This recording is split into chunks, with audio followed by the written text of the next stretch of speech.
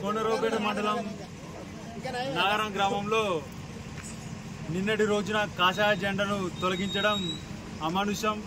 దీపావళిని పురస్కరించుకొని ప్రతి ఏటా కాషాయ జెండా పొట్టిగుట్ట పైన నాగారం గ్రామస్తులు హిందూ బంధువులు అందరూ కలిసి ఆ జెండాను ఆవిష్కరణ చేసి అక్కడ కాసేపు హిందువుల గురించి ముచ్చబెట్టి వచ్చేవారు.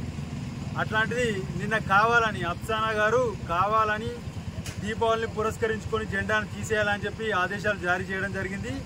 దీని వెనకాల ఎంత పెద్ద అధికారి ఉన్నా మేము వదలం. ఇవాళ అందరి మీద కంప్లైంట్ చేయడానికి వెళ్తున్నాం, ఆమె పైన కంప్లైంట్ చేస్తాం. తాను ఇంకొకరి పేరు చెప్తా ఉంది, అది ఎవరైనా మాకు సంబంధం లేదు, దాన్ని జెండాను మేము ఆవిష్కరించడం మీరు వదిలేయండి అని చెప్పి మిగతా ఉన్న అధికారులు చెప్తా ఉన్నారు.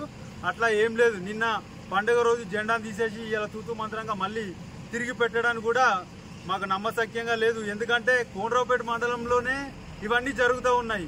మొన్న వినాయక చవితిని పురస్కరించుకొని ఒక క్రిస్టియన్ ఏమని వినాయక దేవీ దేవతల గురించి హేళన చేస్తూ ఒక పోస్ట్ చేశాడు.